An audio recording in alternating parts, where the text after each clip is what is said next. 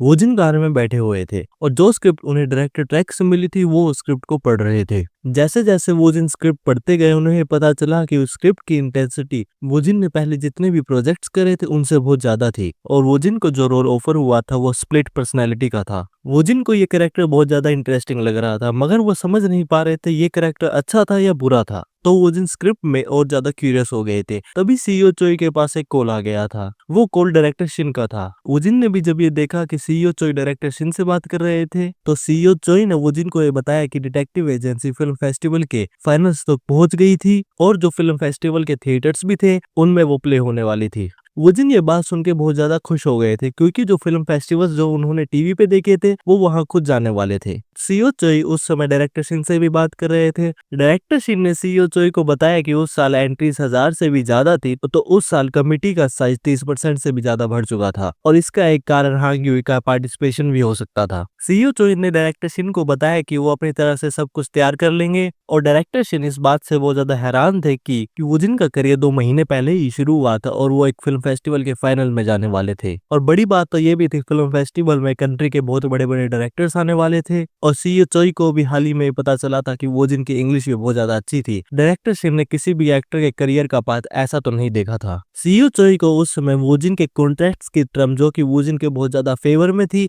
बहुत ज्यादा worth it लग रही थी और सीईओ चोई वोजिन के करियर के फ्यूचर में और ज्यादा क्यूरियस हो गए थे। सीईओ चोई ने वोजिन से पूछा कि जो स्क्रिप्ट उन्हें डायरेक्टर ट्रैक ने दी थी वो उन्हें कैसी लग रही थी। तो वोजिन ने सीईओ चोई को बताया कि वो अभी तक स्क्रिप्ट को पढ़ रहे थे लेकिन अभी तक उन्हें स्क्रिप्ट बहुत ज्यादा इंटरेस्टिंग लग रही थी। सीईओ चोई ने वोजिन से कहा कि जैसे ही वो स्क्रिप्ट पढ़ना खत्म कर दे और वो ये डिसाइड कर ले कि वो स्क्रिप्ट में काम करना चाहते थे या नहीं करना चाहते थे और स्क्रिप्ट में से उन्हें कौन सा रोल सबसे ज्यादा अच्छा लगा था वो उन्हें बता दे क्योंकि डायरेक्टर ट्रैक उस समय फिल्म फेस्टिवल में बहुत ज्यादा बिजी थे। तो फिल्म फेस्टिवल खत्म होते ही वो डायरेक्टर ट्रैक के साथ एक मीटिंग रख लेंगे। वोजिन भी सीईओ चोई की बात समझ गए थे। वोजिन ने सीईओ चोई से कहा कि क्या उन्हें और स्क्रिप्ट या सिनेरियोस मिल सकते थे क्योंकि वोजिन जल्द से जल्द और ज्यादा एक्सपीरियंस और नॉलेज गेन करना चाहते थे। तो उन्होंने सीईओ चोई से पूछा कि क्या उन्हें ऐसी और स्क्रिप्ट या सिनेरियो मिल सकते थे जो उस समय प्लानिंग में थे। तो सीईओ चोई ने वोजिन से पूछा कि वो किस जॉनरा की स्क्रिप्ट लेना चाहते थे जैसे कि एक्शन रोम कॉम थ्रिलर। वोजिन ने सीईओ चोई से कहा कि जब तक वो एक स्क्रिप्ट को पढ़ सकते थे तो उन्हें जॉनरा से कुछ ज्यादा फर्क नहीं पड़ता था।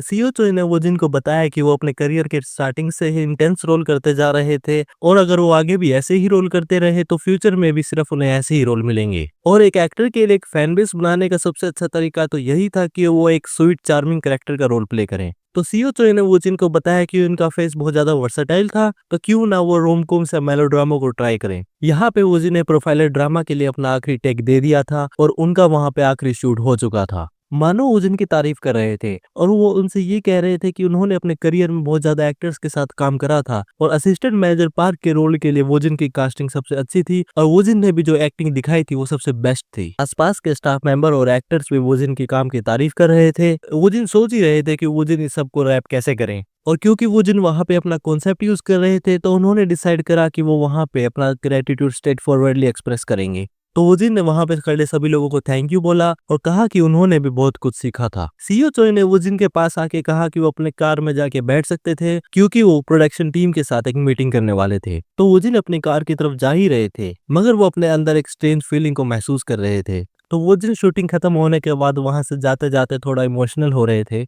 मगर वोजिन को पता था कि उन्हें अपने करियर में ऐसे फेयरवेल से यूज्ड टू तो होना ही होगा। वोजिन पार्किंग लॉट में आ गए थे। शूटिंग खत्म होने के बाद वोजिन थोड़ा अच्छा और रिलीव फील कर रहे थे क्योंकि वोजिन काफी समय से अपना कॉन्सेप्ट इस्तेमाल कर रहे थे तो वो हर समय सीरियस रहते थे और वो क्योंकि फाइनली अकेले थे तो वो आसपास देख रहे थे कि उनके पास कोई था तो नहीं और क्योंकि आसपास कोई और नहीं खड़ा था तो वोजिन वहां पे हंसने लगे। वोजिन को इस बात पे बहुत ज्यादा हंसी आ रही थी क्योंकि वो शूटिंग के दौरान तो एक्टिंग कर ही रहे थे लेकिन शूटिंग खत्म होने के बाद भी वो एक टफ एक्ट करने की एक्टिंग कर रहे थे तो उन्हें ये बात बहुत ज्यादा फनी लग रही थी। लेकिन तभी अचानक से वोजिन के पास खड़ी कार में से कोई निकला लेकिन जब वोजिन ने देखा कि कार में से निकलता हुआ इंसान हांग यूई थी तो वो थोड़ा शॉक हो गए थे। तो उन्होंने हांग यूई से पूछा कि वो वहां पे कब से थी। तो हांग यूई ने वोजिन को बताया कि वो शुरू से वहीं थी और कार में इंतजार कर रही थी। तो वोजिन समझ गए थे कि हांग यूई ने सब देख लिया था और उन्हें पता चल गया था कि वोजिन हर समय टफ एक्ट होने की एक्टिंग कर रहे थे। लेकिन तभी हांग यूई ने वोजिन के कंधों पे अपने हाथ रखे और वो वोजिन को चिल्ला चिल्ला के होश में आने के लिए कहने लगी और वो वोजिन को कहने लगी कि वो ऐसा नहीं कर सकते थे। सीईओ चोई भी पार्किंग लॉट में आ गए थे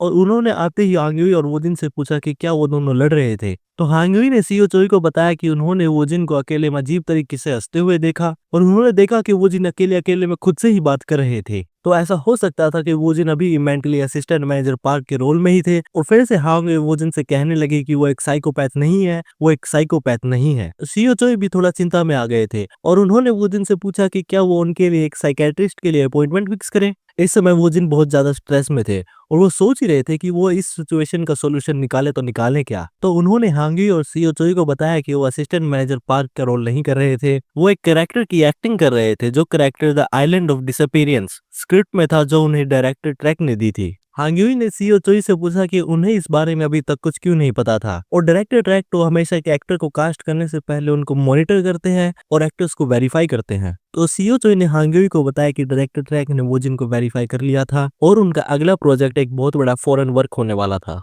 तो हांग्यूई ने वोजिन से पूछा कि उन्होंने अभी अभी असिस्टेंट मैनेजर पार्क के रोल की शूटिंग खत्म करी थी और वो बिना किसी ब्रेक के अपने अगले प्रोजेक्ट के लिए प्रैक्टिस कर रहे थे। तो वोजिन ने हांग्यूई को बताया कि वो उस रोल की प्रैक्टिस नहीं कर रहे थे क्योंकि वो थोड़े बोर थे, तो वो सिर्फ रोल को ट्राई कर रहे थे। हांग्यूई ने वोजिन से उनके कैरेक्टर के बारे में पूछा। वोजिन ने हांग्यूई को बताया कि वो कैरेक्टर के बारे में सिर्फ यही कह सकते थे कि वो कैरेक्टर एक स्प्लिट पर्सनैलिटी का कैरेक्टर था। तो हांग्यूई ने कहा तो अच्छा, क्या वो इसलिए असिस्टेंट मैनेजर पार्क से भी ज्यादा डार्क तरीके से हंस रहे थे। तो वोजिन ने हांग्यूई से कहा कि भले ही उन्हें मिसअंडरस्टैंडिंग हुई थी मगर फिर भी वो उन्हें उनके कंसर्न के लिए थैंक यू कह रहे थे। और तभी सीईओ चोई वोजिन के पास आए और उन्होंने उनसे कहा कि अगर उन्हें साइकोलॉजिकल सपोर्ट की जरूरत थी तो उन्हें वो बता सकते थे और वो अपने अगले प्रोजेक्ट से पहले ब्रेक भी ले सकते थे और क्यों ना वो एक दिन का ऑफ ले लें। वोजिन डे ऑफ के लिए मान गए थे और उन्होंने ये बताया कि वो डिटेक्टिव एजेंसी थिएटर में देखना चाहते थे तो वो अपने डे ऑफ में यही करेंगे। सीईओ चोई ने वोजिन को ये भी बताया कि फिल्म फेस्टिवल की ओपनिंग सेरेमनी 2 दिन बाद होने वाली थी और क्योंकि वो एक थिएटर में जाने वाले थे तो वो एक मास्क पहन के जाए ताकि वहां कोई उन्हें पहचान न ले और वहां ज्यादा भीड़ ना हो जाए। वोजिन सीईओ चोई की बात समझ गए थे और वोजिन ये सोच रहे थे कि थिएटर में डिटेक्टिव एजेंसी देखते टाइम कुछ अजीब तो नहीं होने वाला था। और यहाँ किम यंग वोजिन के बेस्ट फ्रेंड फोन पे फिल्म फेस्टिवल के बारे में देख रहे थे और वो फिल्म फेस्टिवल में रिलीज होने वाली अलग अलग मूवीज के बारे में भी देख रहे थे।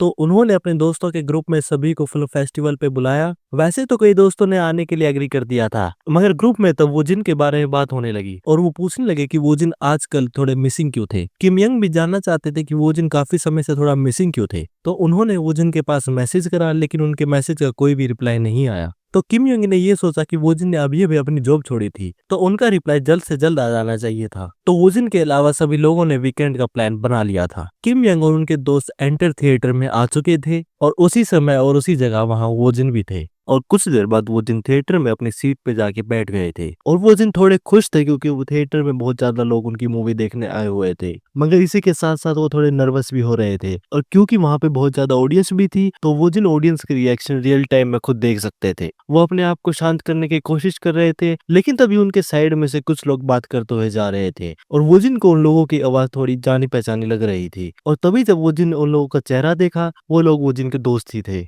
और वो अपने दोस्तों को देख के हैरान हो गए थे। तीनों में से इस दोस्त का नाम ली सुंग था और दूसरे दोस्त का नाम युंग और तीसरे वो जिनके बेस्ट फ्रेंड किम यंग। वो तीनों आपस में ये बात कर रहे थे कि उन्हें सबसे आगे की सीट मिली थी और वो वोजिन के बारे में भी बात कर रहे थे और एक दूसरे से पूछ रहे थे वोजिन के आने का कारण क्या था, क्या वोजिन को कोई गर्लफ्रेंड मिल गई थी। और दूसरी तरफ वोजिन उन तीनों को देख के अभी तक शौक में ही थे और तभी डिटेक्टिव एजेंसी शुरू हो गई थी। वोजिन के दोस्त ली किम यंग से ही कह ही रहे थे कि पॉपकॉर्न कहाँ थे लेकिन तभी किम यंग ने स्क्रीन पे कुछ देखा और वो उसे देख के हैरान हो गए थे। किम यंग ने अपने दोस्तों को सामने देखने के लिए कहा और सामने स्क्रीन पर वोजिन थे। वोजिन के तीनों ही दोस्त स्क्रीन को देख के हैरान हो गए थे कि अचानक से स्क्रीन पर वोजिन कैसे आ गए थे। तीनों दोस्त आपस में कंफर्म कर रहे थे कि क्या वो सच में जिस एक्टर को स्क्रीन पे देख रहे थे वो वोजिन ही थे। तो ली किम यंग से कह रहे थे कि वो जल्द से जल्द बाहर जाए और वोजिन के पास कॉल करे। किम यंग ने ली से कहा कि कॉल करने से पहले वो मूवी को पूरा देखना चाहते थे। जब किम यंग ने मूवी को कुछ और देर देखा तो वो हैरान हो गए थे कि वोजिन इतनी अच्छी एक्टिंग कैसे कर रहे थे। और तभी किम यंग को ध्यान आया कि सुपर एक्टर के ऑडिशन के बाद वोजिन ने उनसे एक स्क्रिप्ट मांगी थी और उन्होंने वोजिन को डिटेक्टिव एजेंसी की स्क्रिप्ट दी थी और स्क्रिप्ट देने के बाद वोजिन किम यंग से मूवीज के बारे में और एक एक्टर के करियर के बारे में अलग अलग सवाल कर रहे थे और अब वोजिन डिटेक्टिव एजेंसी में एक रोल प्ले कर रहे थे। तो क्या इसका मतलब ये हो सकता था कि वो जिन ने स्क्रिप्ट पढ़ी और ऑडिशन देके उन्हें मेन लीड का रोल भी मिल गया था?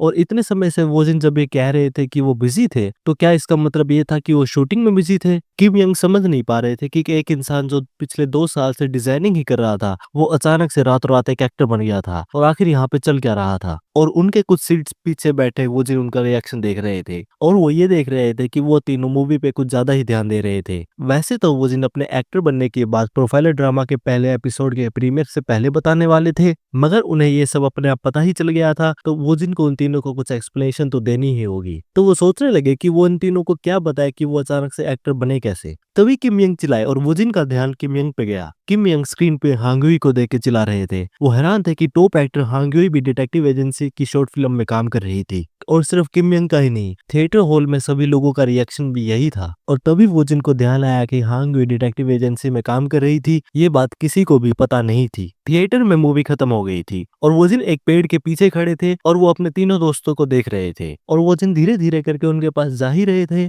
मगर तभी उनके दोस्त ली ने उन्हें देख लिया था और अचानक से उनके दोस्त उनके पीछे तेजी से भागने लगे। वो वोजिन को पकड़ने की कोशिश कर रहे थे। तीनों दोस्त वोजिन का पीछा कई देर से कर रहे थे, लेकिन वो वोजिन को पकड़ नहीं पा रहे थे। तो किम यंग ने वोजिन से कहा कि वो भागना बंद कर सकते हैं और वो सिर्फ बात करना चाहते थे। तो वोजिन ने उन तीनों से पूछा कि वो उनका पीछा एक जंगली भालू की तरह क्यों कर रहे थे। तो किम यंग ने वोजिन से चिल्ला के कहा कि वो उनका पीछा तो करेंगे ही, क्योंकि एक बात तो ये थी कि वो एक अचानक से एक्टर बन गए थे और दूसरी बात तो ये थी कि वो उसी मूवी हॉल से निकल रहे थे जहाँ पे वो भी मूवी देख रहे थे। तो वोजिन ने उन तीनों को शांत होने के लिए कहा ताकि वो उन सभी को बात पूरी समझा सके। तो तभी किम यंग ने वोजिन को एक हेडलॉक में पकड़ लिया था और उनसे कह रहे थे कि वो अब पूरी बात समझाए। तो वोजिन ने किम यंग से कहा कि जैसा उन्होंने देखा वैसा ही था कि उन्होंने डिटेक्टिव एजेंसी में मेन लीड का रोल प्ले करा था। तो किम यंग ने वोजिन से कहा कि जैसे वो अपने कानों से खुद सुन रहे थे, वो उनकी बात में उतना ही कम विश्वास कर सकते थे और वो अचानक से एक डिजाइनर से एक्टिंग में कैसे आ गए थे। तो वोजिन ने किम यंग को बताया कि सुपर एक्टर के ऑडिशन के बाद उन्हें अपने एक्टिंग के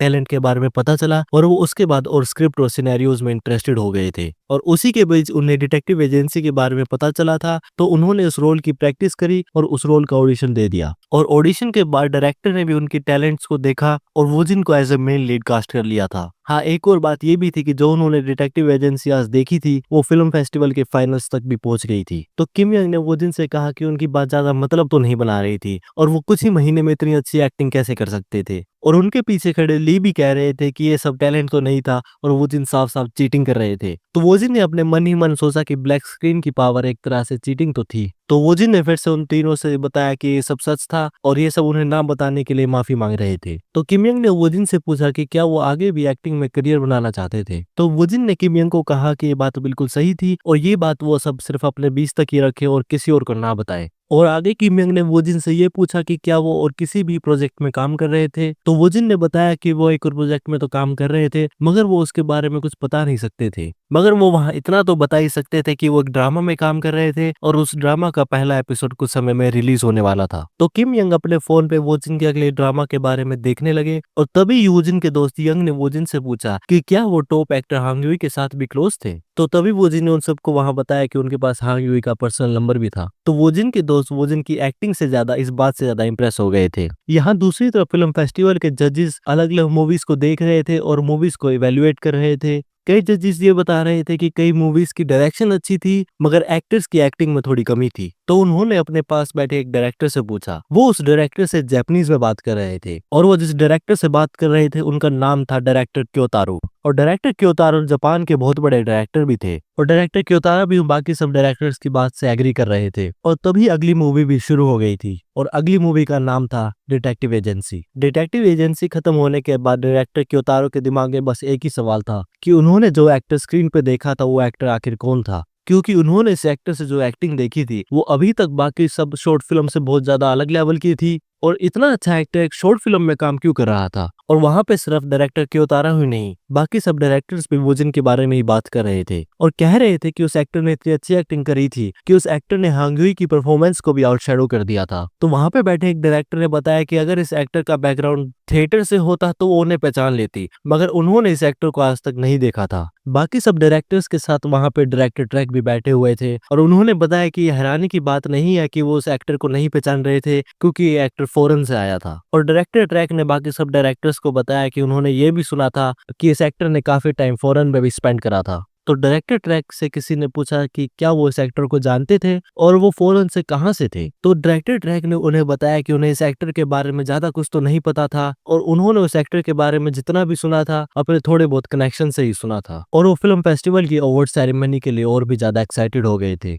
और कुछ समय बाद फाइनली फिल्म फेस्टिवल के फाइनल्स का दिन आ चुका था और अवार्ड सेरेमनी के लिए सभी मूवीज की कास्ट, डायरेक्टर एंड एक्टर्स आ चुके थे। बाहर रिपोर्टर्स हांग यूई और पार्क जुंग की बात कर रहे थे और उनके पीछे कार में बैठे हुए एंटरटेनमेंट कंपनी के सीईओ इस बात से बहुत गुस्सा थे कि बाहर ज्यादातर लोग हांग यूई की बात कर रहे थे, जिसकी वजह से सब पार्क जुंग को बिल्कुल भूल से गए थे। तो पीछे से पार्क जुंग ने सीईओ से कहा कि ये अच्छा ही होगा अगर हांग यूई अगर वहां खुद आती हैं, क्योंकि पार्क जुंग काफी समय से देख रहे थे पार्क जुंग और हांग यूई के बारे में कंपैरिजन के आर्टिकल बहुत ज्यादा आ रहे थे और उस दिन अवार्ड सेरेमनी में सब क्लियर हो जाएगा। तो एंटरटेनमेंट कंपनी के सीईओ ने भी कहा कि वो बिल्कुल सही कह रहे थे और डिटेक्टिव एजेंसी जैसी फिल्म से उनकी फिल्म बिल्कुल भी ओवरशैडो नहीं होएगी। और जैसे ही वो दोनों कार से बाहर निकलने वाले थे, डिटेक्टिव एजेंसी की टीम भी वहां आ चुकी थी और सभी रिपोर्टर्स उनकी फोटोज खींचने लग गए थे और उनसे क्वेश्चंस करने लग गए थे। और ये सब देख के कंपनी के सीईओ और पार्क जुंग वापस कार में अंदर बैठ गए थे। जो वो जिन ने ये देखा कि फिल्म फेस्टिवल के फाइनल सेरेमनी में बहुत सारे लोग आए हुए थे और वहां पे बहुत ज्यादा रिपोर्टर्स भी थे, तो वो थोड़े नर्वस भी हो रहे थे। तो पीछे से हांग यूई ने वो जिन से ये कहा कि ये वो जिन का पहला फिल्म फेस्टिवल है, मगर फिर भी वो जिन का रिएक्शन बिल्कुल ब्लंट था। और हांग यूई ने वो दिन से ये भी कहा कि भले ही ये जगह थोड़ी मॉडेस्ट हो, मगर है तो ये फिर भी एक फिल्म फेस्टिवल ही। तो वो जिन हांग यूई की इस बात से बहुत हैरान थे कि वो इस जगह को मॉडेस्ट कह रही थी। तो साइड में से रिपोर्टर्स हांग यूई और वो जिन से सवाल करने लगे, पूछने लगे कि उन्होंने वो एक शॉर्ट फिल्म करने का कैसे डिसाइड करा। और रिपोर्टर्स के ज्यादातर सवाल हांग यूई से ही पूछे जा रहे थे। तो हांग यूई ने वो जिन के पास जाके एक फोटो के लिए पोज करा और उन्होंने वो जिन से कहा कि उन्हें पता था कि उन्हें दूसरों के साथ ज्यादा क्लोज एक्ट करना पसंद नहीं था, लेकिन वहां पे रिपोर्टर्स फोटो खींच रहे थे तो वो थोड़ी देर एक्ट करें। तो वो जिन ने मन ही मन ये कहा कि हांग यूई के लिए तो वो कुछ भी कर सकते थे। कुछ कदम और आगे चलने के बाद डिटेक्टिव एजेंसी की कास्ट अवार्ड्स हॉल में पहुंच गई थी। अवार्ड्स हॉल सुपरस्टार से भरा हुआ था, वहां फिल्म इंडस्ट्री के बहुत ज्यादा लोग बैठे हुए थे। सेरेमनी के स्टाफ मेंबर डिटेक्टिव एजेंसी की टीम को उनकी सीट्स दिखा रहे थे और वो जिनको ऐसा लग रहा था कि सब उन्हें ही देख रहे थे। और फाइनली अवार्ड सेरेमनी शुरू हो चुकी थी। काफी अवार्ड्स दे दिए जा चुके थे और अगला अवार्ड बेस्ट एक्ट्रेस अवार्ड के लिए था और इस अवार्ड को प्रेजेंट करने के लिए डायरेक्टर ट्रैक स्टेज पे आ चुके थे। और डायरेक्टर ट्रैक ने स्टेज पे आके अनाउंस करा कि बेस्ट एक्ट्रेस का अवार्ड डिटेक्टिव एजेंसी में से हांग यूई ने जीता था। जैसे हांग यूई स्टेज पे अवार्ड लेने जा रही थी तो हॉल में बैठे हुए लोग ये बात कर रहे थे कि हो सकता था कि बेस्ट एक्टर का अवार्ड पार्क जुंग जीते। स्टेज पे पहुंचने के बाद डायरेक्टर ट्रैक ने हांग यूई को उनका अवार्ड दिया और अवार्ड जीतने के लिए उन्हें कांग्रेचुलेशंस बोला। अवार्ड लेने के बाद हांग यूई ने स्टेज पे एक छोटी सी स्पीच दी और सभी कास्ट मेंबर और अपने फैंस को अवार्ड के लिए थैंक यू बोला। और जाने से पहले हांग यूई ने वो जिन को देखते हुए एक बात और बोली कि वो उन्हें एडवांस में ही कांग्रेचुलेशंस बोल रही थी। तो हॉल में बैठे हुए लोग देखने लगे कि वो किसकी तरफ देख रही थी, लेकिन वो जिन ने देखा था कि हांग यूई उन्हें ही देख रही थी और वो उन्हें कांग्रेचुलेशंस क्यों बोल रही थी। पीछे से सीईओ चोई भी आ गए थे और वो माफी मांग रहे थे कि वो आने में थोड़ा लेट हो गए थे। और दूसरी तरफ होस्ट अनाउंस कर रहे थे कि बेस्ट एक्टर का अवार्ड देने के लिए डायरेक्टर क्योतारो आ रहे थे। सीईओ चोई ने हांग यूई से पूछा कि उन्हें कौन सा अवार्ड मिला था, तो हांग यूई ने उन्हें बताया कि उन्हें बेस्ट एक्ट्रेस का अवार्ड मिला था। ताकि सीईओ चोई अपनी सीट पे जा चुके तो वो जिन अपनी सीट से खड़े होकर उन्हें जगह दे रहे थे, लेकिन तभी एक अनाउंसमेंट हुई जिसमें ये बताया कि बेस्ट एक्टर का अवार्ड वो जिन को दिया जा रहा था। वो जिन ये अनाउंसमेंट सुन के थोड़ा पोज हो गए थे और लोग आपस में बात कर रहे थे कि वो जिन थे कौन। तो हांग यूई ने वो जिन से पूछा कि क्या उन्हें खुद पे इतना ही यकीन था कि अवार्ड के अनाउंसमेंट से पहले ही अपनी सीट से खड़े हो गए थे। और सीईओ चोई ने वो जिन से कहा कि उन्हें उनका ये कॉन्फिडेंस बहुत अच्छा लगा और वो जाके अपना अवार्ड ले ले। वो जिन स्टेज की तरफ जाते जाते बस यही सोच रहे थे कि उन्हें ये अवार्ड मिल क्यों रहा था और उनके साथ ये ऐसा क्यों हो रहा था, क्योंकि ये अवार्ड डायरेक्टर क्योतारो दे रहे थे। तो वो जैपनीज में वो जिन को कांग्रेचुलेशन बोल रहे थे। तो वो जिन भी डायरेक्टर क्योतारो से जैपनीज में बात करने लगे और उन्हें अवार्ड मिलने के लिए उनसे थैंक यू बोलने लगे। जब डायरेक्टर क्योतारो और उनके ट्रांसलेटर ने वो जिन को जैपनीज बोलता हुआ देखा तो वो थोड़ा शॉक हो गए थे और ट्रांसलेटर ने वो जिन से पूछा कि क्या उन्हें जैपनीज आती थी, क्योंकि वो जिन्हें ब्लैक स्क्रीन की पावर से हाल ही में जैपनीज सीखी थी। तो उन्होंने बताया कि उन्हें थोड़ी बहुत जैपनीज आती थी। तो डायरेक्टर क्योतारो ने वो जिन से पूछा कि क्या वो पहले जापान में रहते थे, क्योंकि उनकी जैपनीज की प्रोनाउंसिएशन बहुत अच्छी थी और इतनी साफ जैपनीज कोई पढ़ के तो नहीं सीख सकता था। तो वुजी ने डायरेक्टर क्योतारो से कहा कि वो ज़्यादा अच्छी तो जापानीज़ नहीं बोलते थे, मगर उन्होंने इंग्लिश भी साथ-साथ कम्युनिकेशन के लिए सीख रखी थी। तो डायरेक्टर क्योतारो ने वुजिन से कहा कि उनकी जापानीज़ सिटीज़न के बराबर की ही थी। और डायरेक्टर क्योतारो ने वुजिन से ये भी पूछा कि उनकी एक्टिंग का लेवल तो बहुत अच्छा था और उन्हें साथ-साथ काफ़ी फॉरेन लैंग्वेजेस भी आती थी। तो वो सिर्फ शॉर्ट फिल्म्स में काम क्यों कर रहे थे? वुजिन को डायरेक्टर क्योतारो की बात कुछ ज़्यादा समझ तो नहीं आई थी और ऑडियंस से बैठे हुए लोग ये सुन के हैरान हो गए थे कि वुजिन को इतनी साफ जापानीज़ आती कैसे थी। और सिर्फ ऑडियंस में बैठे लोग नहीं, डिटेक्टिव एजेंसी की कास्ट भी इस बात से हैरान थी। जब वुजिन ने सीईओ चोई से एक जापानीज़ स्क्रिप्ट मांगी थी तो उन्हें ये शक तो था कि वुजिन को जापानीज़ तो आती होगी, मगर अब उनका शक कंफर्म हो चुका था और वो वुजिन के पास्ट के बारे में और क्यूरियस हो चुके थे। तभी फिल्म फेस्टिवल के स्टाफ मेंबर ने वुजिन और डायरेक्टर क्योतारो को याद दिलाया कि वहाँ एक अवार्ड सेरेमनी चल रही थी। डायरेक्टर क्योतारो ने भी वुजिन से माफी मांगी कि उन्होंने वुजिन को कुछ ज्यादा ही देर के लिए रोक लिया था और वुजिन भी माइक की तरफ जाने लगे और जाते जाते ये सोच रहे थे कि वो वहां पे आखिर बोले क्या, क्योंकि उन्होंने ये एक्सपेक्ट बिल्कुल नहीं किया था कि वो वहां पे एक अवार्ड जीतेंगे। तो उन्होंने ये डिसाइड करा कि वो अपनी स्पीच को जितना हो सके सीरियस और पोलाइट रखेंगे। जब वो जिन ने ऑडियंस की तरफ देखा तो सामने से बहुत ज्यादा कैमरा फ्लैशेस हो रहे थे और रिपोर्टर्स बहुत तेजी से वुजिन की फोटोज खींच रहे थे। तो वुजिन ने वहां पे एक छोटी और एक पोलाइट स्पीच दी। वुजिन अपनी सीट पे वापस आ गए थे और हांगे और डायरेक्टर शिन उन्हें कांग्रेचुलेशंस बोल रहे थे। वुजिन अपनी सीट पे बैठ गए थे और वो अभी भी शौक में ही थे। तो हांगवी ने सीईओ चोई से पूछा कि उन्हें क्या लग रहा था कि कौन सी टीम ग्रैंड प्राइज अवार्ड जीतेगी। तो सीईओ चोई ने हांगवी से कहा कि उन्हें पूरा यकीन था कि ये अवार्ड डिटेक्टिव एजेंसी ही जीतेगी। और तभी होस्ट ने अनाउंस करा कि ग्रैंड प्राइज का अवार्ड डिटेक्टिव एजेंसी ने जीता था और ये सुनकर डायरेक्टर शिन बहुत इमोशनल हो गए थे। जैसे जैसे फिल्म फेस्टिवल का अवार्ड सेरेमनी खत्म हो रही थी, रिपोर्टर्स तेजी से फिल्म फेस्टिवल के बारे में इंफॉर्मेशन पोस्ट कर रहे थे और इन सबसे बड़ी बात तो ये थी कि वुजिन फाइनली एक रिकॉग्नाइज्ड एक्टर बन चुके थे और वुजिन ने अपने दोस्तों और पेरेंट्स के पास भी अपने अवार्ड की फोटो भेज दी थी और उन्होंने अपने पेरेंट्स के पास ये मैसेज भी करा कि उन्होंने अपनी परफॉर्मेंस के लिए एक अवार्ड जीता था। और ये इतनी बड़ी बात नहीं थी क्योंकि ये अवार्ड उन्होंने एक शॉर्ट फिल्म फेस्टिवल में जीता था, मगर फिर भी वो अपने अवार्ड पे बहुत ज्यादा प्राउड थे और ताकि उनके पेरेंट्स ज्यादा चिंता ना करें इसलिए वो उनके पास ये फोटो भेज रहे थे। सब्सक्राइब